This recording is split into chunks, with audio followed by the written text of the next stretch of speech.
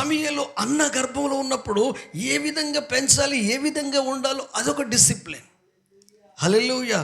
ఆ తర్వాత బాప్తిసం ఇచ్చి యోహాను ఎలిజబెత్ గర్భంలో ఉన్నప్పుడు అదొక డిసిప్లిన్. అంటే ఏంటి ఏంటి ఏంటి మరి వాళ్ళకి అంత డిసిప్లిన్ ఉంటే, యేసుక్రీస్తు రక్తం చేత కడగబడ్డావు, ఆయనే నీ కొరకు ఈ భూమి మీదకి వచ్చి చనిపోయి తిరిగి లేచి తండ్రి కుడిపార్శ్వమున కూర్చొని విజ్ఞాపన చేస్తున్నాడు. తానుండు స్థలములో నువ్వుండులాగునా ఆయన నీకు సంచకరువునిచ్చాడు. ఏంటి చెప్పండి? సంచకరువు పరిశుద్ధాత్మ. ఇంకొక అర్థం ఏంటి సంచకరువు అంటే? భయానా. హల్లెలూయా. పరిశుద్ధాత్మను భయానగా ఇచ్చాడు. మీరు అంగట్లోకి వెళ్ళండి, పశువుల సొంతకు కానీ ఇంకేదన్నా వెళ్ళండి, ఒకవేళ రూమ్ రెంట్కు ఒక ఇల్లు కొనాలన్నా, ఒక ఇది కొనాలన్నా ఫస్ట్ భయాన్ని ఇవ్వమంటారు. 1000 రూపాయలైనా అది భయానే. భయానా అంటే అది మనకు చెందుతుంది. అట్లా భయానగా ఇచ్చేసాడు. అందుకే గత సంవత్సరంలో కూడా మీకు చెప్పాను, 14-22 చదవాల్సిన అవసరం లేదు. మనము అనేక శ్రమలు అనుభవించి దేవుని రాజ్యంలో ప్రవేశించాలి. ఎందుకు? క్రైస్తవుడైనందుకు శ్రమ పడితే ఆ శ్రమను బట్టి ఆయనను మహిమపరచాలి. ఎందుకంటే పొరపాటు చేసిన వాళ్ళు శ్రమ పడతారు, కానీ యేసే కొరకే కదా మనం ఏం భరించేది. మనకు వచ్చిన అవమానం యేసే నమ్ముకున్నందుకే కదా, యేసేలో ముందుకు వెళ్తున్నందుకే కదా. ఆ వచ్చిన ప్రతి ప్రభువా నీ కొరకు అవమాన పడడానికి మమ్మల్ని పాత్రులుగా ఎంచినందుకు సభ ఎదుట నుండి సంతోషంగా వెళ్ళిపోయిరి. Why? That is holy spirit. అది పరిశుద్ధాత్మ అనుభవం, అది దైవిక అనుభవాలు.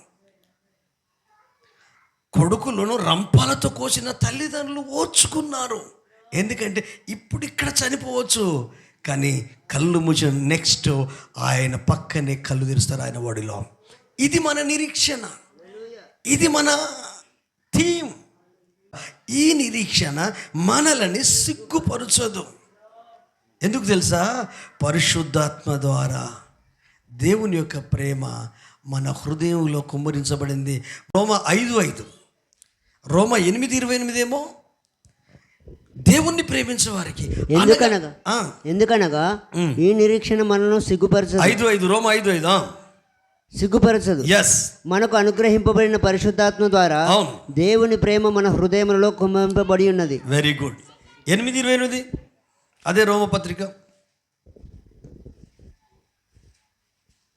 దేవుణ్ణి ప్రేమించు వారికి అనగా ఆయన సంకల్పం చొప్పున పిలువబడిన వారికి మేలు కలుగుటకై సమస్తమును సమకూడి జరుగుచున్నవని ఎరుగుదుము. హల్లెలూయా. క్రైస్తవులు శ్రమలు పడితే, క్రైస్తవులు అవమానపరచబడితే, రక్షించబడిన బిడ్డలకు అవమానము బాధలు యేసును బట్టి కలుగుతున్నాయి. 99% ప్రభులో ఉన్నందుకే సమస్యలు వస్తున్నాయి, ఆత్మీయంగా ఎదిగినందుకే సమస్యలు వస్తున్నాయి, ఆత్మలో వర్ధిల్లుతున్నందుకే సమస్యలు వస్తున్నాయి. ఆ సమస్యలను మహా ఆనందంగా ఎంచగలగాలి.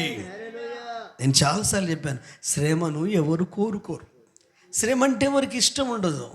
నేను సేఫ్ సైడ్ ఉండాలి, నేను ఎవరినేమన్నా నన్ను ఎవరేమనొద్దు. కానీ దేవుడు ఏం చేశాడు? ఆది సంఘంలో తిని మంచుకుంటారు మీరు అని సంఘములో హింస కలుగజేసినప్పుడు అపోస్తలుడు తప్ప చెదిరిపోయారు. సంఘములో ఉన్న వాళ్ళంతా చెదిరిపోయిన వాళ్ళు సువార్త ప్రకటిస్తున్నారు. ఏం సువార్త? ఫిలిప్ ఒక దగ్గరికి వెళ్ళిపోయాడు, ఇంకో దగ్గరికి వెళ్ళిపోయారు. అనేకులు. ఒక సమయం వచ్చింది, మొత్తం అపోస్తులు పిలిచి ఇక్కడ కార్యాలు జరిగాయి సమరయ పట్టణంలో, వచ్చి వీరి మీద చేతులు ఉంచాలి. పేతురు యోహాను పరిశుద్ధాత్మ కొరకు ప్రార్థన చేయాలి.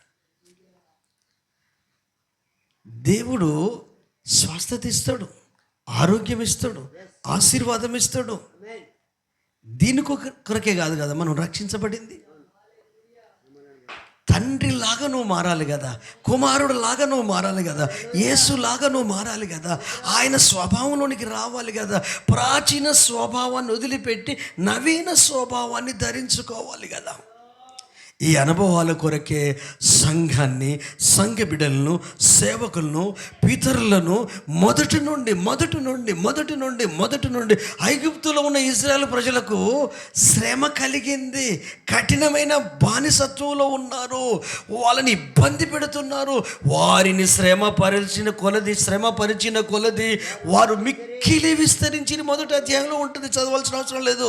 నిర్గమకాండము అంతకంతకు శ్రమలో పెడుతుంటే ఫరో రాజు ఆ సైనికులు పెడుతుంటే దేవుని ప్రజలు సంఘాన్ని రక్షించబడిన బిడ్డల్ని, దేవుని ఆరాధిస్తూ అత్తుకున్న బిడ్డల్ని లోకంలో ఉన్న వాళ్ళు శ్రమ పెట్టవచ్చు, బయట ఉన్న వాళ్ళు శ్రమ పెట్టవచ్చు, భరిస్తాం. కొన్నిసార్లు మనలేనే రావచ్చు, కానీ భరిస్తాం. ఎందుకు నేర్పించాలని ఇచ్చిండో మనకు అర్థం కాదు. ఏం మనల్ని సరిచేద్దామని ఇచ్చాడో ఇదంతా మనుషులు చేసినట్టే అనిపిస్తుంది. కానీ ఒక్కసారి గాడ్ విల్కి ఒబే చూపి చూడు, దేవుని చిత్తానికి. పౌలు చేసింది ఏంటంటే, పౌలు శిలలు చేసింది, ఒక అమ్మాయి మీద ఉన్న దయ్యము జనాల్ని మోసం చేస్తున్నది, సోద చెప్తున్నది, జీవం కలిగిన దేవుని వైపు రాకుండా ఏదేదో చెప్పిస్తున్న దర్శనాలు చూస్తుంది. సోదే, అది దర్శనం కూడా కాదు. అంటే ఈ చిలక జోస్యము, ఈ జోస్యాలు ఉంటాయి కదా, ఈ జాతకాలు అంటారే, అవి చూపించి ఇది చేస్తుంది. నిజంగా అవన్నీ వాస్తవాలే. జరిగిపోయింది చెప్తాడు సైతాన్. రేపు ఏం జరుగుద్దో, ఈ క్షణం తర్వాత ఏం జరుగుద్దో చెప్పడు, వానికి తెలియదు. ఆయన ఆది అంతము వర్తమానము భూత భవిష్యత్ కాలాలకు చెందిన దేవుడు. నువ్వు ఆరాధిస్తున్న దేవుడు, నువ్వు పూజిస్తున్న దేవుడు. నీలాంటి నాలాంటి నరుడు మనిషి కాదు. మనిషికి ఉన్న లక్షణాలు యేసయ్యకు లేవు. అందుకనే మనుషులలో నుండి, లోకములో నుండి ఆయన కొరకు మనల్ని స్వకీయ సంపాద్యముగా, యాజకులనుగా, అంటే నీతిమంతులుగా, పరిశుద్ధులుగా ఉండడము కొరకు ఏర్పాటు చేసుకున్నాడు. ఆయనకు కలిగిన సంపూర్ణతలోకి సమానమైన సంపూర్ణత గలవార మగు వరకు సంఘానికి, మినిస్ట్రీకి 5-fold మినిస్ట్రీ ఇచ్చాడు. 5 రకాల పరిచర్యలు. ఆ పరిచర్య ప్రతి వ్యక్తి జీవితంలో జరగాల, ప్రతి కుటుంబంలో జరగాల, ప్రతి ఇంట్లో జరగాల. అయితే వీటి మీదికి రాకుండా, మనకు క్రీస్తు ఆరూప్యం రాకుండా, వాడు ఏ విషయాల్లో మనల్ని సులువుగా చిక్కులో పెట్టి ప్రభు సన్నిధిని మనం అనుభవించకుండా, ప్రభు కృపలో నిలబడి ముందుకు నడవకుండా వాడు ఆటంకాలు కలిగిస్తారు. ఆటంకం ఆపొద్దు, ఇంకా ఎక్కువ దేవునిలో ముందుకు నడిపించాలి. ఎందుకంటే నీలో ఉంది పరిశుద్ధాత్మ, నీలో గొప్ప గొప్ప అనుభవాలు ఉన్నాయి, గొప్ప గొప్ప పరిస్థితులు ఉన్నాయి. తనకు నచ్చిన బిడ్డలను ఏం చేస్తాడు, కష్టాలు పెడుతూ ఆయన స్వభావంలోకి తీసుకొస్తాడు. ఎప్పటి వరకు నా ఇష్టం కాదయ్యా, నీ ఇష్టమే జరగని అనేంత వరకు తీసుకొస్తాడు మనల్ని. అది దేవుడిని ఏర్పాట్లో ఉన్న వారి విషయంలో. అందుకనే ఆది అపోస్తల కాలంలో జరిగిన గొప్ప వర్క్ ఏంటంటే, రక్షణ అనుభవాలు ఉన్న ప్రతి ఒక్కరు ఈ రోజు వరకు కూడా అవే శ్రమలు క్రైస్తవ జీవితాలలో నెరవేర్చబడుతూ ఉన్నాయి. ఇది అందరికీ దొరికే భాగ్యం కాదు. అందుకే ఈరోజు మనం తీసుకోవాల్సిన తీర్మానం ఏంటంటే, ఒక్కసారి ఈరోజు 3వ అంశం ఏంటంటే, విశ్వాసముతో పరిశుద్ధాత్మను పొందుకొనుట. హల్లెలూయా. వాక్యము విశ్వాసము, వాక్యము ప్రార్థన విశ్వాసము అయిపోయాయి. ఈరోజు ఒక్కసారి తీయండి, లూకా సువార్త 11వ అధ్యాయము 5వ వచనము నుండి 13 వరకు చదువుకుందాం. లూకా సువార్త 11వ అధ్యాయము. మరియు ఆయన వారితో ఇట్లనెను, మీలో ఎవరికైనా ఒక స్నేహితుడుండగా అతడు అర్ధరాత్రి వేళ ఆ స్నేహితుని యొద్దకు వెళ్ళి, స్నేహితుడా, నాకు 3 రొట్టెలు బదులిమ్ము. నా స్నేహితుడు ప్రయాణం చేయుచు మార్గంలో నా యొద్దకు వచ్చి ఉన్నాడు. అతని పెట్టుటకు నా యొద్ద ఏమీ లేదని అతనితో చెప్పిన ఎడల, అతడు లోపల నుండి, నన్ను తొందర పెట్టవద్దు, తలుపు వేసి ఉన్నది, నా చిన్నపిల్లలు నాతో కూడా పండుకొని ఉన్నారు, నేను లేచి ఇయ్యలేనని చెప్పాను. అతడు నా స్నేహితుడైనందున లేచి ఇయ్యకపోయినను అతడు సిగ్గుమాలి మాటి మాటికి అడుగుట వలనను లేచి అతనికి కావలసినవన్నీ ఈ ఇచ్చును అని మీతో చెప్పుచున్నాను. అవును. అటువలే మీరును అడుగుడి మీకు ఇయ్యబడును, వెతుకుడి మీకు దొరుకును, తట్టుడి మీకు తీయబడును. అడుగు ప్రతి వానికి ఇయ్యబడును, వెదుకువానికి దొరుకును, తట్టువానికి తీయబడునని మీతో చెప్పుచున్నాను. మీలో తండ్రి అయిన వాడు తన కుమారుడు చేపనడిగితే చేపకు ప్రతిగా పామునిచ్చునా, గ్రుడ్డునడిగితే తేలునిచ్చునా? కాబట్టి మీరు చెడ్డవారే ఉండి మీ పిల్లలకు మంచి ఈవుల నీయ నెరిగి ఉండగా పరలోకమందున్న మీ తండ్రి తన్ను అడుగువారికి పరిశుద్ధాత్మను ఎంతో నిశ్చయముగా అనుగ్రహించును. గట్టిగా చప్పలు కొడదామా? హల్లెలూయా. యేసయ్య ఈ భూమి మీద ఉన్నప్పుడు మాట్లాడిన మాటలు ఇది. వినయ్ స్నేహితుకు స్నేహితుడు, ఈ స్నేహితు అశ్వితకు స్నేహితుడు. ఇప్పుడు ఈ అశ్విత ఫ్రెండ్ తన కష్టం వచ్చినప్పుడు ఎక్కడికి వెళ్ళింది? మార్గ మధ్యలో ప్రయాణం చేసి స్నేహితుని ఇంటికి వెళ్ళి, ఫ్రెండ్ కదా, ఫ్రెండ్కు అరమరకు వెళ్ళి కూడా చెప్పుకుంటాం. మన బాధలు చెప్పుకుంటాం, మన కష్టాలు చెప్పుకుంటాం. కానీ ఈ ఫ్రెండ్స్ మోసం చేయొచ్చు, కానీ నిజ స్నేహితుడు ఒక ఆయన ఉన్నాడు. ఆయన మనల్ని మోసం చేసేవాడు కాదు. మిమ్మల్ని దాసులని పిలవగా స్నేహితులని పిలుస్తాను. దాసునికి యజమానుడు ఏం చేస్తున్నాడో తెలియదు, స్నేహితులకు మాత్రం తెలుస్తుంది. నేను చేసేది మీకు తెలుస్తుంది భావంలో వేసే అప్పుడు మాట్లాడారు. అయితే ఇప్పుడు ఇక్కడికి వద్దాం, చదవబడిన వాక్యాలకు వద్దాం. ఏదో ప్రాబ్లం, ఏదో సమస్య, ప్రయాణంలో గుర్తొచ్చాడు స్నేహితు. అతడు ఫ్రెండే కదా. వెళ్ళి కొంచెం 3 రొట్టెలు బదులు కావాలి అంటే జీవనాధారం నిలదొక్కుకోవాలి, బలం పొందుకోవాలి. అక్కడ ఫుడ్డు, మన ఫుడ్డు ఆరోగ్యమే కదండి. తినకపోతే బక్క చిక్కిపోదు, శల్యం అయి వెళ్తే ఫ్రెండ్ గుర్తు అర్థం చేసుకున్నాడు. పాపం ఈ ఫ్రెండ్ దగ్గర ఏం లేదు, అర్థం కావట్లేదు. అంటే ఎంత ఇష్టం ఉంటే ఈ ఫ్రెండ్ ఆ ఫ్రెండ్ దగ్గరికి, అశ్విత ఫ్రెండ్ స్నేహితు ఫ్రెండ్ దగ్గరికి వెళ్తే అతనికి ఎంత ఇష్టం ఉంటే ప్రాణం తాదాలాడుతుంది. ఎట్లా కానీ తనకో ఫ్రెండ్ ఉన్నాడు కదా వినయ్, అక్కడికి వెళ్ళాడు మధ్యరాత్రి.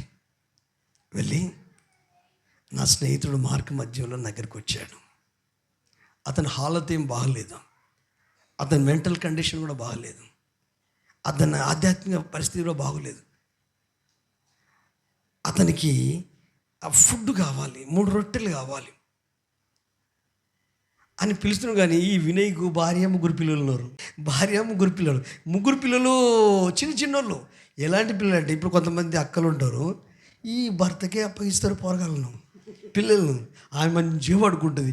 పాపం రాత్రి లేవాలి, ఈయన తీసుకుపోవాలి, బయట తీసుకురావాలి, పడుకోబెట్టుకోవాలి. ఎంత ఓపికో. అందరూ భర్తలు అట్లుంటారు. కానీ చెప్తున్నా ఎక్కువ శాతం ఈ ఫ్రెండ్ అలాంటి ఫ్రెండ్ వినయ్ అని. అయితే ఎందుకంటే వాళ్ళంటే డాడీ లేకపోతే పోరగాళ్ళు పడుకోరు, డాడీ స్పర్శ కావాలి. ఇటొక పాప పడుకుంది, ఇటొక బాబు, ఇంకొక బాబు, మొత్తం 3 మనోని పట్టుకొని పడుకున్నారు. కొంచెం మెసిలిన లేచింది అనుకో, పిశాసులు వీళ్ళు ఏడిస్తే తెల్లారదాకా ఉంటుంది ఏడుపు. అటువంటి పిల్లలు వాళ్ళు. ఇప్పుడు ఫ్రెండు, ప్రాణప్రదమైన ఫ్రెండ్ వచ్చాడు, తడుతున్నాడు. నేను లేస్తే వీళ్ళ ఈరేషం నాకు తెలుసు, ఈ పిల్లలై. అమ్మో వాడే అర్థం చేసుకుంటలే అనుకుంటున్నాడు. కానీ వాడేమనుకుంటున్నాడు? స్నేహితు సిగ్గుమాలి అడుగుతున్నాడు. అంటే ఇక ఎటువంటి వాడైనా వీడు ఇంత ఇబ్బంది పెడతాడు, వాడు నన్ను ఇబ్బంది నేను లేచిపోయి ఇచ్చేస్తా అని వీడు వినయ్ గారు లేచి వచ్చి ఫ్రెండ్కి ఇచ్చిండు. అడుంది బైబిల్లో, నాకు పిల్లలు పడుకున్నారు, నేను లేవులేను, నా వల్ల కాదు అని ఎన్నో చెప్పిన సాకులు. కానీ మాటికి సిగ్గు విడిచి అడుగుతూ ఉంటే లేచి ఇచ్చాడు. ఇది అయిపోయింది. దేవుడు ఏమంటుంది తెలుసా? మీ పిల్లలకు తండ్రులైన మీరు చేపనడిగితే పామునిస్తారా? గుడ్డునడిగితే తేలునిస్తారా? రొట్టెనడిగితే రాతినిస్తారా? మీరు చెడ్డవారు మీ పిల్లలకేమో మంచినిస్తారు. ఇప్పుడు దేవుడు మంచోడా, మనమందరం మంచోళ్ళమా? మనం మంచోళ్ళం కాదు, స్వతహాగా మంచోళ్ళం కాదు. దేవుడే మంచోడు అంటున్నాడు.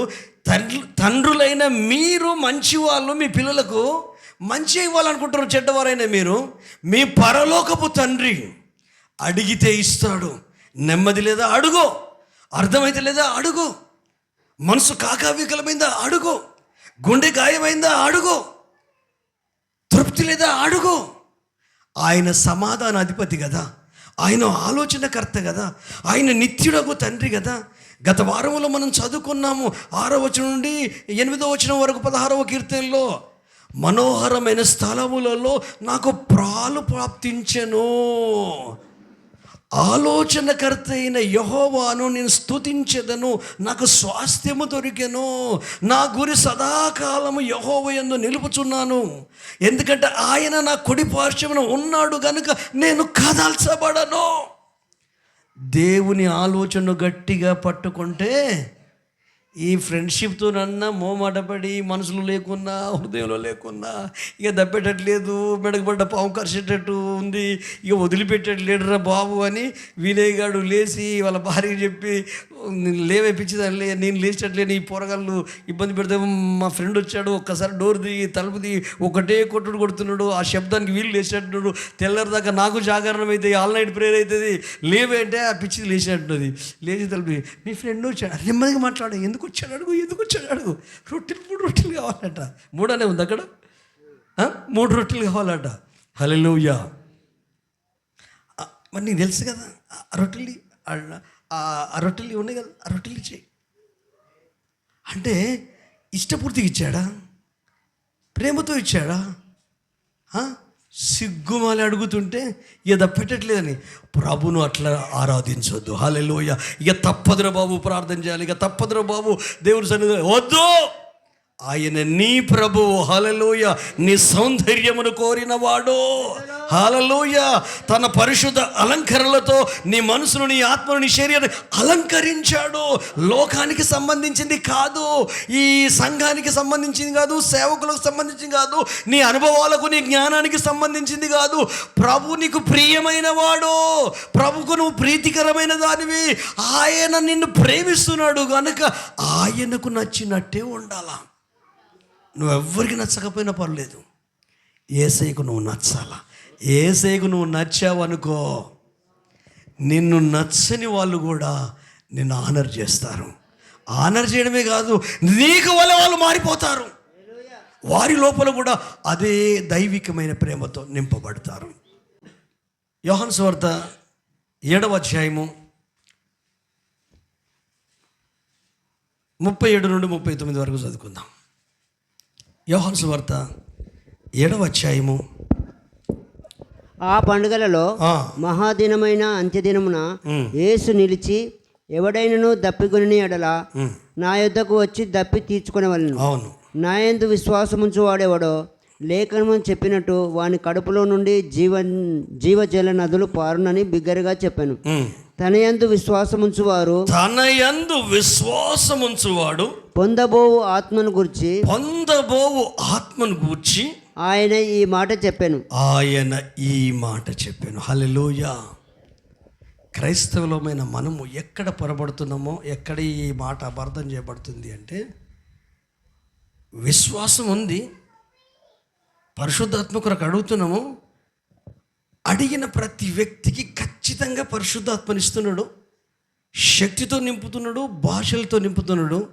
అది మన జీవితంలో నిత్యకృత్యం అయిపోయింది. ఎప్పటికీ శక్తితో నింపబడతాం, భాషలతో మాట్లాడతాం, ప్రభుని స్తుతిస్తాం, ఆరాధిస్తాం. ఇంకొక మిస్టేక్ జరుగుతుంది. ఏంటంటే, ఇది ఏ యుగం? కృపాయుగమే కావచ్చు, కానీ పరిశుద్ధాత్మ దేవుడు పనిచేసే యుగం. మేడగదిలో నుండి దిగి వచ్చాడు అంటే ఇక్కడ ఉండిపోయాడు. తండ్రి కాలం అయిపోయింది. కుమారుడు తండ్రి కుడి పక్కన కూర్చొని మనందరి కొరకు విజ్ఞాపన చేస్తున్నాడు. ఇప్పుడు పరిశుద్ధాత్మ దేవుడు భూమి మీదకి దిగి వచ్చాడు. పెంతెకొస్తు దినం నాడు భూమి మీదకి వచ్చాడు. 120 మంది మీదకి దిగి వచ్చాడు. ఒక్కరు పరిశుద్ధాత్మ పొందుకుంటున్నారా? అందరూ పొందుకున్నారు. ఆ తర్వాత రానున్న దినాల్లో పరిశుద్ధాత్మ దేవుని పనితో మనం ధ్యానిస్తాం. అయితే విశ్వాసం ఉంది, వాక్యాన్ని నమ్ముతున్నావు. వాక్యాన్ని నమ్మిన నీవు పరిశుద్ధాత్మను కూడా నీవు పొందుకోవాలి. పొందుకున్న వాళ్ళ గురించి నో ప్రాబ్లం, భాషలు మాట్లాడే వాళ్ళ గురించి నో ప్రాబ్లం, వాళ్ళ దగ్గర కూడా తర్వాత వస్తా. ఎవరైతే ఇప్పటికీ పరిశుద్ధాత్మను పొందుకొని దేవుని శక్తితో నింపబడి భాషలు మాట్లాడలేకపోతున్నారో వాళ్ళు ఖచ్చితంగా లూకా సువార్త ప్రకారము ప్రభుని అడగండి, పరలోకపు తండ్రి మీకు ఇస్తాడు. అయితే కొన్ని పోలికలు పెట్టుకోకండి. ఒక చెల్లె కూరగాయలు కోసుకుంటే పరిశుద్ధాత్మతో నింపబడ్డది. ఏం లేదు, కూరగాయలు కోస్తున్నది, సడన్గా భాషలు వచ్చేసినాయి. అంతే, బాడీలో ఏదో మంట కలిగింది, షేక్ అవుతుంది, కానీ దాన్ని అటు పక్కకు పెట్టింది, ఇక భాషల్లో మాట్లాడుతుంది. కొంతమంది సైకిల్ దొక్కుంటూ వెళ్తున్నారు, వాళ్ళు దేవుని గురించి ధ్యానిస్తున్నారేమో, పరిశుద్ధాత్మ భాషలు వచ్చేసినాయి. రాగానే సైకిల్ పక్కకు పెట్టి అటు మోకాల మీద పరిశుద్ధాత్మ భాషలతో విరివిగా మాట్లాడుతున్నారు. అంటే భాషలో నీలో పరిశుద్ధాత్మ ఉన్నాడని యేసుని ఎరగని వారికి సూచన. అదే సమయంలో భాషలతో మాట్లాడేవాడు దేవునితో ప్రార్థిస్తున్నాడు కనుక మన స్పిరిచువల్ వ్యక్తిగత ప్రార్థనలో ఈ భాషలతో ప్రార్థన చేయాలి. గంటల తరబడి తెలుగులో ప్రార్థన చేయదు, నువ్వు ఒంటరి ప్రార్థన, భాషలతో ప్రార్థన చేయాలి. చేస్తే నీకు తెలియకుండానే ఏ విషయాలు నీ మనసు మీదకి మనసు గుర్తు చేస్తాడో వాటి నువ్వు మనసులో తెలుగులో ధ్యానిస్తూ ఉంటావు, నోరు భాషలో మాట్లాడుతుంటే అద్భుతం జరుగుతూ ఉంటాడు. ఇదొకటి. పొందని వాళ్ళు పొందుకోవడం కొరకు ఇదొకటి. అందరూ దాదాపుగా ఈ భాషలు పరిశుద్ధంతో పొంది ఇక్కడ ఆగిపోయాలండి క్రైస్తవ ప్రపంచం అంతా. ఇంకొకటి ఉంది, మన జీవితంలో శ్రేష్టమైన జీవిత భాగస్వామి పరిశుద్ధాత్మ దేవుడు. పరిశుద్ధాత్మ దేవుని గురించి ఆయన శక్తి కాదండి, ఆయన శక్తి కాదు, ఆయన వ్యక్తి. ఆయన గురించి బైబిల్ ఏమని చెప్తుందో అదే యోహాను సువార్తలోకి రండి, 14వ అధ్యాయము 14 నుండి 18 వరకు చదువుకుందాం. యోహాను సువార్త 14వ అధ్యాయము 14వ వచనం నుండి 18 వరకు చదువుకుందాం. నా నామమున మీరు నన్నేమి అడిగినను నేను చేతును. ఎస్, మీరు నన్ను ప్రేమించిన యెడల నా ఆజ్ఞలు గైకొందురు. Very good. నేను తండ్రిని వేడుకొందును, మీ యొద్ద ఎల్లప్పుడూ నుండుటకై, మీ యొద్ద ఎల్లప్పుడూ ఉండుటకు ఆయన వేరొక ఆదరణకర్త, ఆయన వేరొక ఆదరణకర్త అనగా సత్యస్వరూపి ఆత్మను అవును మీకు అనుగ్రహించును. ఎస్, లోకము ఆయనను చూడదు, ఆయనను ఎరగదు కనుక ఆయనను పొందనేరదు. మీరు ఆయనను ఎరుగుదురు, ఆయన మీతో కూడా నివసించును, మీలో ఉండును, మిమ్మును అనాథలుగా విడువడు, మీ యొద్దకు వత్తును. కొంతకాలమైన తర్వాత లోకము నన్ను మరి ఎన్నడూనూ చూడదు. అయితే మీరు నన్ను చూతురు, అవును, నేను జీవించుచున్నాను గనుక మీరును జీవింతురు. నేను నా తండ్రి యందును మీరు నాయందు నేను మీ యందును ఉన్నానని ఆ దినమున మీరు ఎరుగుదురు. గట్టిగా చప్పలు కొట్టి ప్రభు స్తుతిస్తామా. హల్లెలూయా. యేసయ్య భూమి మీద ఉన్నప్పుడు అనేక విషయాలు సుశీలతో చెబుతూ ఒక్క మాట చెప్తున్నాడు, నేను వెళ్ళిపోవుట మీకు ప్రయోజనకరం, నేను వెళ్ళని ఎడల ఆదరణకర్త మీ యొద్దకు రాడు. ఆదరణకర్త అంటే శక్తి కాదు. ఇప్పుడు పవర్ని ఏమంటారు? విద్యుత్ శక్తి అంటారు. పేరు ఉంటుంది దానికి, పేరుంటుందా? ఉంటుంది. విద్యుత్ శక్తి, కరెంట్ అంటే అది పేరు కాదు, పవర్ అంతే. ఇప్పుడు చెట్లు ఉన్నాయనుకో, కామన్గా దానికి స్త్రీలింగం పుల్లింగం ఉండదు. అన్ని చెట్లు, ఏ చెట్టు అంటే మర్రి చెట్టు, అది ఆడి మొగ కాదు, అది వాటికి భావోద్వేగాలు ఏముండవు. ఆ వృక్షశాస్త్రం తెలిసిన వాళ్ళు దాని చరిత్ర చెప్పగలుగుతారు. కానీ ఒక మనిషికి మాత్రమే భావోద్వేగాలు అంటే ఫీలింగ్స్ మీన్ ఏంటంటే బాధ ఫీలింగ్లో కనపడుతుంది, సంతోషం కూడా ఫీలింగ్లో కనపడుతుంది, కోపం ఫీలింగ్లో కనపడుతుంది, ఆవేశం ఫీలింగ్లో కనపడుతుంది. అంటే ఈ ఫీలింగ్స్ అన్నీ పరిశుద్ధాత్మ దేవునికి ఉన్నవి. అందుకనే పత్రికలు రాసిన పౌలుడు పరిశుద్ధాత్మను దుఃఖపరచకుడి. ఆయన వ్యక్తి అన్నప్పుడు ఆయన మాట్లాడతాడు. ఆయన వ్యక్తి అన్నప్పుడు కుమారుడు ఎట్లా సహవాసం చేస్తాడో పరిశుద్ధాత్మ దేవుడు ఆ విధంగా సహవాసం చేస్తాడు. ఆయన స్వరం వినిపిస్తాడు. అసలు ఆయన చేసే పని ఏంటి? మనందరి జీవితంలో ఎట్లా జరిగింది పని అంటే పరిశుద్ధాత్ముడు పాపమును గురించి ఒప్పింపజేశాడు, నీతిని గురించి ఒప్పింపజేశాడు. నీవు నేను యేసు దగ్గరికి వచ్చామంటే దానికి మధ్యవర్తులు కొంతమంది ఉండొచ్చు, సేవకులు లాంటి, ఫ్రెండ్స్ లాంటి, విశ్వాసులు లాంటి వాళ్ళు మధ్యవర్తులు ఉండొచ్చు. కానీ లోపల పశ్చాత్తాపంలోకి నడిపించింది ఎవరు? లోపల మనకు మార్పుని తీసుకొచ్చింది ఎవరు? యేసే నమ్ముకోవాలి అనిపించేటట్టు చేసింది ఎవరు? పాపాలు ఒప్పుకోవాలి, విడిచిపెట్టాలి అనిపించేటట్టు చేసింది ఎవరు? లోపల ఉన్న పరిశుద్ధాత్మ దేవుడు. నువ్వు పొందకపోయినా పరిశుద్ధాత్మ దేవుడు నీ మనసులో, నీ ఆలోచనలు ఒప్పింపజేశాడు. అందరి లోపల మార్పు కలిగజేసింది ఎవరు? పరిశుద్ధాత్మ దేవుడే. ఎందుకు పరిశుద్ధాత్మ దేవుడు మార్పు? అవకాశం ఇచ్చారు, ప్రతి వ్యక్తి అవకాశం ఇచ్చారు. హల్లెలూయా. అయితే సంఘములో ఉన్న మనము ఆ అవకాశం ఇచ్చాము. అవకాశం ఇచ్చినంత వరకు మనం ఎదుగుతూ ముందుకు వెళ్తున్నాం. హల్లెలూయా. కానీ పరిశుద్ధాత్మ దేవునితో మాట్లాడడం ప్రారంభించాలి. మీకు అర్థం కావడం కొరకు, ఎలియాజరు అబ్రహాము చేత పంపబడి ఎక్కడికి వెళ్ళాడు? వాళ్ళ స్వజనుల ఊరికి వెళ్ళాడు. మా బంధువుల దగ్గరికే పో, మా వాళ్ళ దగ్గరికే పో, అక్కడ ఒక అమ్మాయిని తీసుకురా, నా కొడుకుని అక్కడికి తీసుకుపోవద్దు, నా పరిస్థితి చెప్పు, నా గురించి చెప్పు. వాళ్ళు వస్తేనేమో నీకేం సంబంధం లేదు, ప్రమాణం నుండి నువ్వు విడుదల పొందినట్టే అని తొడ కింద చేయి పెట్టుకొని ప్రమాణం చేసుకుంటాడు. అయ్యా నాకు కంగారు అవుతుంది అయ్యానే ఎలియాజరు అండి. అరే నాతో ఉన్న దేవుడు నీ ప్రయాణంలో నీకు తోడుగా ఉండి నీకు మార్గం చూపిస్తాడు, పో అని చెప్తాడు. ఆ ఊరికి వెళ్తాడు. ఊరికి వెళ్ళిన తర్వాత చేదబావు దగ్గరికి, ఆ నీళ్ళ బావు దగ్గర, అప్పుడు ఆ రోజులో అంతా మెట్ల బావులే నీళ్ళు, మెట్ల బావులే, నీళ్ళ బావులని. ఆడికి వెళ్ళి ఏం చేస్తాడు తెలుసా? 10 వంటలు మోకరింపజేస్తాడు. తనతో ఉన్న వాళ్ళని కూడా మోకరిస్తాడు. అందరూ మోకరించి, ప్రభా నాకేం చేయాలో తోచడం లేదు, నా యజమానిని సేవిస్తున్న దేవుడు నువ్వు చెప్పావు, నా యజమాని నాతో చెప్పాడు, నేను నా ప్రయాణం సఫలం కావాలి, నాకేం చేయాలో అర్థం కావట్లేదు. కానీ అమ్మాయిని తీసుకురావాలనేది తెలుసు. ఒకవేళ వాళ్ళు పంపించకపోయినారు నాకు ఇంకా అదే మంచిది, పెద్ద రిస్క్ ఉండదు నాకు అనుకొని. కానీ ఏ అమ్మాయో నాకు తెలియదు, ఏ అమ్మాయినో. కానీ అందరు ఆడపిల్లలు వస్తారు కదా, ఒక్క అమ్మాయిని మాత్రం నీళ్ళు పోయమ్మా అంట. నేను నాకే దాహం అవుతుంది అంట. కానీ ఆ అమ్మాయి అనాలి, నువ్వు తాగు, నీ 10 వంటలకు కూడా నీళ్ళు పోస్తా అని చెప్పాలి. ఇది ఆయన ప్రార్థన. నిజంగానే రావడంతోనే ఆకారానికి తగ్గట్టు రిబకా చక్కనిది, పవిత్రతలో చక్కనిది, గుణంలో చక్కనిది, పాపము లేనిది. నిజంగా అందానికి గుణానికి తగ్గట్టే పిల్ల మనసు ఉన్నది. ఏంటి చెప్పినా కూడా వినరు కొంతమంది.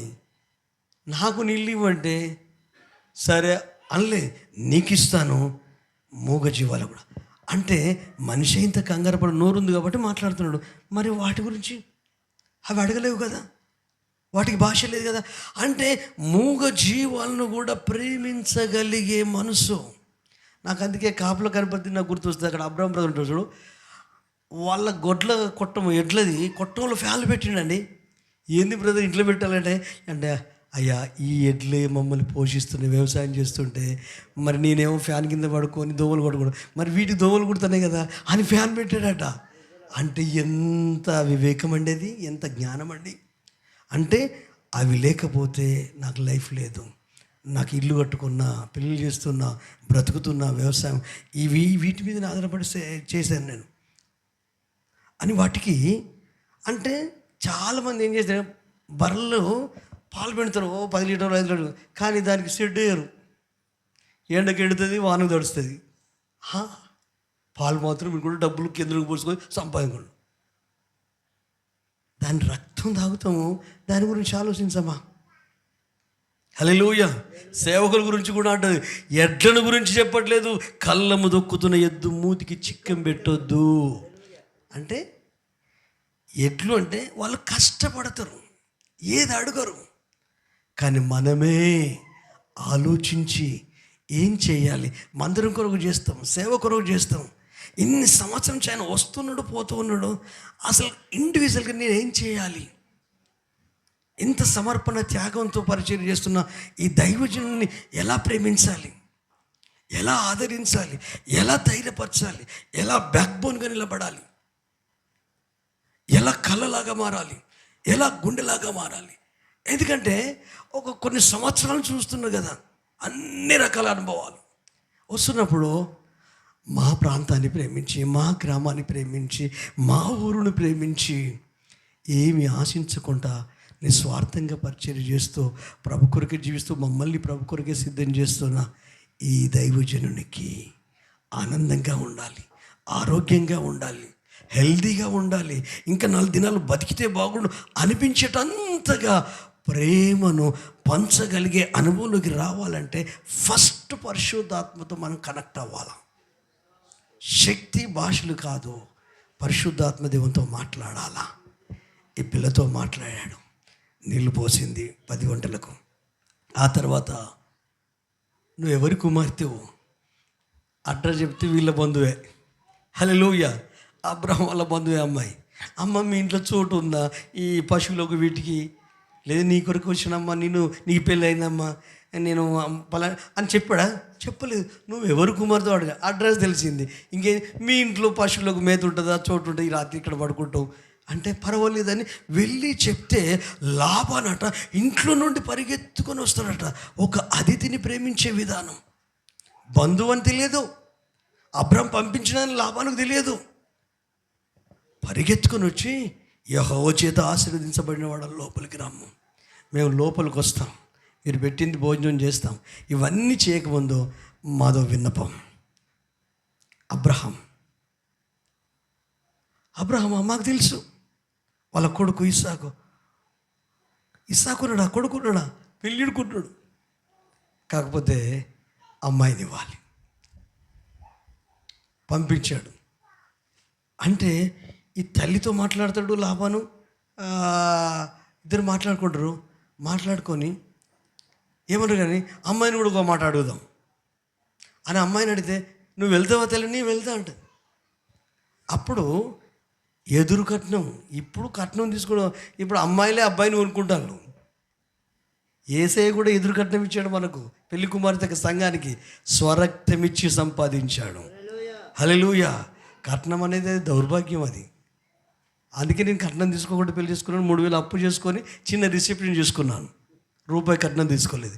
ఎందుకంటే నేను గట్టిగా చెప్పాలి కదా వాక్యం. హల్లెలూయా, కట్నం తీసుకోవద్దని చెప్పాలి కదా. కొంతమంది ఏంటంటే మా బిడ్డకి మేము ఇచ్చుకుంటున్నాం అంటే ప్రేమతో ఇచ్చుకోండి, నో ప్రాబ్లం. కానీ అట్లా నాకు ఇస్తానని కూడా అనలేదు, నేను వద్దు అని చెప్పాను ఇచ్చినా కూడా. ఎందుకంటే మీరు ఎంత ఇచ్చినా ఇచ్చినామని చెప్తారు కదా. కానీ సేవ కొరకు ఒక ఫిలిప్ సైకిల్ మాత్రం ఇచ్చారు. ఫిలిప్ సైకిల్, అది 2,000 ఏమో అప్పుడు ఇచ్చారు. ఆ సైకిల్ మీదనే పర్చేజ్ చేశాను చాన్నాళ్ళు. అంటే నేను చెప్తున్నాను, ఆ రాత్రి నుండి అన్నభోజనం పుచ్చుకొని రిబకాకు తల్లికి అన్ని విలువగల నగలు ఇచ్చేశారు. మరి మేము వెళ్తాము అంటే వీళ్ళంటారు 10 దినాలు ఉండ నువ్వు. అమ్మాయిని ఒక్కదాన్నే చెలికత్తెలతో పంపిస్తున్నారు, వీళ్ళు కూడా వస్తున్నారు ఇప్పటి. ఏం డెడికేషన్ అండి, ఏం త్యాగం. ఎందుకు జరగట్లేదు? వెళ్తున్నప్పుడు ఈ రిబికా మనసు అంతా దాదాపు పెళ్లి కూతురు మనసు ఎవరి మీద ఉంటుందండి? పెళ్లి కుమారు మీదే ఉంటుంది. వాళ్ళకి ఈ రోజుల్లో ఇల్లు ఉన్నదా, ఉద్యోగం ఉందా, బండి ఉందా, వాళ్ళ మధ్య బతుక. మరి ఈ కాలాన్ని బట్టి అవన్నీ ఆలోచించాలి, మంచిదే, అది తప్పని అనట్లేదు. కానీ ఆ అమ్మాయి మాత్రము ఆయన గుణం ఏంటి, ఆయన మనసు ఏంటి, ఆయన వ్యక్తిత్వం ఏంటి, అంతాస్తున్నది ఆయనకు. ఒక్కడైనా కొడుకు ఇంట్లో పడుకుంటాడా, పని చేస్తాడా, పిచ్చిదానా, పడుకుంటాడు కాదు, మట్టికైనా ఇంటోడ పోవాలి. వీళ్ళు వెళ్తున్నారు. ఎలియాజరు చెప్తున్నాడు ఇస్సాకును గురించి, అబ్రహాంను గురించి, పని మనుషులను మమ్మల్నే గొప్పగా చూసుకుంటాడు. ఆ ఇస్సాకు పుట్టకపోతే నేనే పెద్ద కొడుకున ఐదును. ఎలియాజరు అంటాడు, నన్ను వారసునిగా చేసుకుందాం అనుకుంటే దేవుడు అని లేదు, నీ కడుపున పుట్టే వారసుడే నీకు వారసుడు అవుతాడు. ఇంకొకరిని దత్త తీసుకోవడం వీల్లేదు. ఆ విధంగా మాట్లాడుకుంటూ ఇక్కడ ఒక విషయం జ్ఞాపకం చేస్తాం. తండ్రి అబ్రహాం అయితే, కుమారుడు ఇస్సాక్ అయితే, రిబకా నీవే, ఇక్కడున్న ఆడ మగ మీరే. ఎలియాజరు పరిశుద్ధాత్మ దేవుడు, పాస్టర్ కాదు. హల్లెలూయా, పాస్టర్ కాదు, దేవునికి స్తోత్రం. హల్లెలూయా. ఆ ఎలియాజరు సొంత పైత్యాన్ని కలపడు. చూడండి, బైబిల్ తీయండి, అదే యోహాను సువార్త 16వ అధ్యాయం 8వ వచనం నుండి 15 వరకు నేను ముగింపులోకి రాబోతున్నాను. ఆయన వచ్చి పాపమును గూర్చి నీతిని గూర్చి తీర్పును గూర్చి లోకమును ఒప్పుకొనజేయును. లోకులు నాయందు విశ్వాసం ఉంచలేదు కనుక పాపమును గూర్చి నేను తండ్రి యొద్దకు వెళ్ళుట వలన మీరికను నన్ను చూడరు గనుక నీతిని గూర్చి ఈ లోకదారి తీర్పు పొంది ఉన్నాడు గనుక తీర్పును గూర్చి ఒప్పుకొనజేయును. నేను మీతో చెప్పవలసినది ఇంకా అనేక సంగతులు కలవు గాని ఇప్పుడు మీరు వాటిని సహించలేరు, తట్టుకోలేరు, ఇంకా పరిశుద్ధత పొందుకోలేదు కదా. అయితే ఆయన అనగా సత్యస్వరూపి అయిన ఆత్మ వచ్చినప్పుడు మిమ్మును సర్వసత్యములోనికి నడిపించును. ఆయనే తనంతట తానే ఏమియు బోధింపక వేటిని వినునో వాటిని బోధించి సంభవింపబోవు సంగతులు మీకు తెలియజేయును. ఆయన నా వాటిలోని తీసుకొని మీకు తెలియజేయును. నన్ను మహిమ గట్టిగా చప్పలు కొడదామా? హల్లెలూయా. పరిశుద్ధాత్మ దేవునికి ఎజెండా లేదు, సొంత ఎజెండా లేదు. పరిశుద్ధాత్మ దేవుని పని ఏంటంటే పాపాన్ని ఒప్పింపజేయాలి, వర్క్ చేయాలి, సత్యం కాదు సర్వసత్యంలోకి నడిపించాలి, దేవుని యొద్ద ఏమి వింటాడో అదే బోధించాలి, ఆయన మాటలు మాత్రమే చెప్పాలి, యేసయ్యనే మహిమపరచాలి. పరిశుద్ధాత్మ దేవుడు ఎప్పుడు తన గురించి తను ఎక్కడ చెప్పుకోడు. ఆయన పనేంటి అదే. హల్లెలూయా. ఆయన పనేంటి అదే పని. ఈ అంత్య దినాల్లో, చివరి దినాల్లో పరిశుద్ధాత్మ దేవుడు వ్యక్తి ఆయన శక్తిని బలాన్ని ఇస్తాడు కావచ్చు, కానీ ఆ వ్యక్తితో నువ్వు మాట్లాడడం ప్రారంభించే ఏ వ్యక్తి అయినా థింకింగ్ చేంజ్ అవుతుంది, ఆలోచన మారుద్ది, ఊహలు మారుద్ది, ఉద్దేశాలు మారుద్ది. ఎందుకంటే దేవుని ఆలోచనలు నీ బ్రతుకును మార్చేస్తాయి కదా. నేను చెడగొట్టేటివి కాదు కదా, నేను పాడు చేసేటివి కాదా, నేను కృంగదీసేటివి. మనుషుల మాటలు కృంగదీస్తాయి, నా మాటలు కృంగదీస్తాయి, మీ మాటలు. కానీ పరిశుద్ధాత్మ దేవుడు క్రీస్తుని గురించే మాట్లాడతాడు, బోధిస్తాడు, టీచింగ్ చేస్తాడు, అర్థమయ్యేటట్టు చెప్తాడు. నీకు ప్రతిదీ ఆయన ఎవరు, ఆయన ఎందుకు వచ్చాడు, ఎందుకు నేను రక్షించాడు, నేను ఎందుకు విమోచించాడు, ఈ సంఘంలో ఎందుకు నాటాడు, ఇక్కడే నేను ఎదిగింపు ఎందుకు చేస్తున్నాడు, ఎందుకు నీకు తలాంతులు ఇచ్చాడు, ఎందుకు ఆధిక్యతలు ఇచ్చాడు, ఎందుకు సామర్థ్యాలు ఇచ్చాడు, ఎవరి నిమిత్తం, ఎవరి కొరకు నీకు ఇచ్చినవన్నీ ఆయన నామమహిమార్థము కొరకు. ఈ రోజులలో చూస్తే ఎవరు చూడు వాళ్ళ సొంత జెండాన్ని నాటుకుంటారు. పాస్టర్లు కూడా, బోధకులు కూడా. హల్లెలూయా. మినిస్ట్రీని గుర్తించడం కొరకు, మినిస్ట్రీ అనేది గుర్తించడం కొరకు, డినామినేషన్ అనేది గుర్తించడం కొరకు. కానీ బైబుల్ ప్రకారమే మీ తలంపులు వేరు, నా తలంపులు వేరు, మీ ఆలోచనలు వేరు, నా ఆలోచనలు వేరు. అందుకే నేను ఎప్పటికీ చెప్తున్న మాట ఏంటంటే మీరు మారకముందు మీ ఆలోచన మారాలి, మీరు మారకముందు మీ ఊహలు మారాలి, ఆ ఊహ ఆలోచన మారాలి. ఆ ఊహే మన యేసైతే, ఆ ఆలోచనే మన యేసైతే, నిత్యుడైన తండ్రి అయితే, ఆలోచనకర్త అయితే, ఆయన ఆలోచన చెప్పేవాడు, ఆదరించేవాడు, బలపరచేవాడు.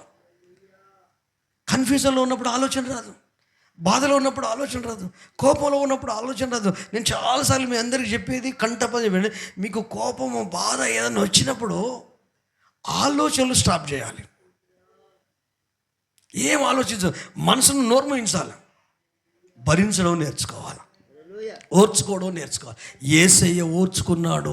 బొచ్చు కత్తరించు అని గొర్రె మౌనంగా ఉన్నట్టు ఉన్నాడు, దూషింపబడి దూషించలేదు. ఆయన నోట ఏ కపటం లేదు. మనిషే, పరిపూర్ణ మనిషే, కానీ మనిషిగా కూడా మనము జయ జీవితం జీవించవచ్చు అని రుజువు చేసి జీవించి చూపించాడు. అయితే మన వల్ల కాదు కనుకనే పరిశుద్ధాత్మను మనకు సంచకరువుగా భయానగా ఇచ్చాడు. ఈ పరిశుద్ధాత్మ ఫుల్ఫిల్ కావాలి. భాషలు మాట్లాడమైన సంబరం కాదు, చప్పలు కొట్టడమైన సంబరం కాదు, కానీ పరిశుద్ధాత్మ దేవుడు వ్యక్తి కనుక ఆ జీవిత భాగస్వామితో నువ్వు మమేకం కావాలి. పరిశుద్ధాత్మకు అవకాశం ఇచ్చి చూడు. సోదరి, సోదరుడా, తండ్రి, తల్లి, పరిశుద్ధాత్మ దేవునికి పక్షపాతం లేదు. యోవేలు ప్రవక్త చెప్తాడు, మనుషులందరి మీద అంత్య దినములలో నా ఆత్మను కుమ్మరిస్తాను. అడిగిన ప్రతి వారికి ఖచ్చితంగా అనుగ్రహిస్తాడు. నువ్వు మోమాట పడుతున్నావేమో, స్నేహితుని ఉపమానం చెప్పాడు. తండ్రి చెడ్డవాడైన పిల్లలకు మంచి ఇవ్వాలనుకుంటాడు కదా. మనుషులు ఎట్లుంటే ఏ తండ్రి సన్నిధికి వచ్చావో ఆ తండ్రి వారికంటే, నాకంటే, ఇక్కడున్న వారికంటే ప్రేమగల తండ్రి. అడుగుతావా, అయ్యా నా జీవితం పరిశుద్ధాత్మ ముందు కొన్ని భాషలు మాట్లాడడంతోనే ఆగిపోయింది. ఏ రోజు నేను పరిశుద్ధాత్మతో మాట్లాడలేదు. ఒక శక్తి అనుకున్నాను, వ్యక్తియా? దేవుడు. ఆయన మాట్లాడతాడు, ఆయన దుఃఖపడతాడు, ఆయన ఆదరిస్తాడు, ఆయన సైతంతో వాదిస్తాడు, చీకటి శక్తులతో వాదిస్తాడు. మోషే విషయంలో తరికించాడు, అలాగో తరికిస్తాడు. మన ఎలియాజరు పరిశుద్ధాత్మ దేవుడే.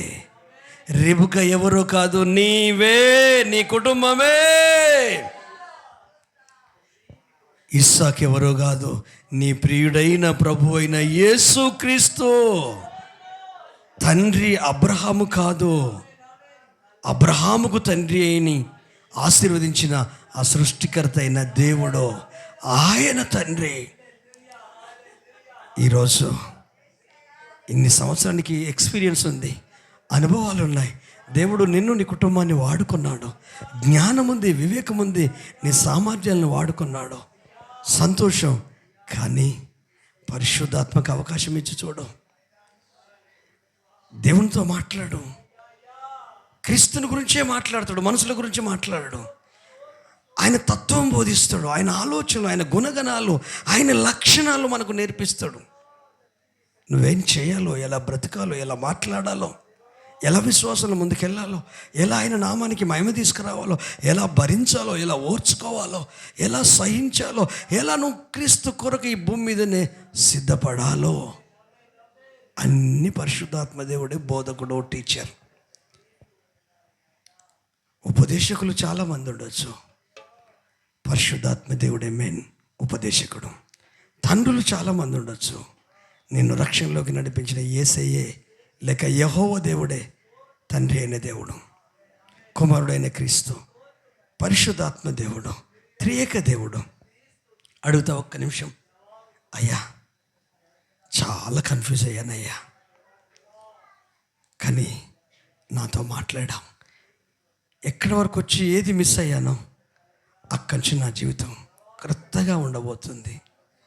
పరిశుద్ధాత్మకు అవకాశాలు ఇచ్చిన వారి జీవితాల్లో ఎలాంటి కార్యాలు, ఎలాంటి సూచనలు జరుగుతాయో వచ్చే ఆదివారం. ఇది పరిశుద్ధాత్మ యుగం కదా. ఎంత ఎక్కువగా పరిశుద్ధాత్మ దేవుని గురించి తెలుసుకుంటే అంత ఎక్కువగా ఈ భూమి మీద క్రీస్తువులు మారడానికి పరిశుద్ధాత్మ దేవుడు అంతగా దోహదం చేస్తాడు మన జీవితంలో. అదొక్కటి మాత్రమే కాదు, భౌతికంగా కూడా మనల్ని బలపరుస్తాడు, మెంటల్గా కూడా మనల్ని ధైర్యపరుస్తాడు, మానసికంగా కూడా మనకు నెమ్మదినిస్తాడు, శారీరకంగా కూడా మనకు ఆరోగ్యం ఇస్తాడు. ఎందుకంటే నీ దేహం, నీ మైండ్, నీ ప్రాణం, నీ ఆత్మ ఆయన మందిరం కదా. ఖచ్చితంగా మందిరాన్ని కాపాడుకుంటాడు. ఒక శరీరమే కాదు కదా, శరీరంలో 3 ఉన్నాయి, ఆత్మ, మనసు, దేహం. ఈ మూడింటిని కూడా పవిత్రంగా పరిశుద్ధాత్మ దేవుడే కాపాడగలుగుతాడు. అడుగుదామా, ప్రభుకు అప్పగిస్తామా?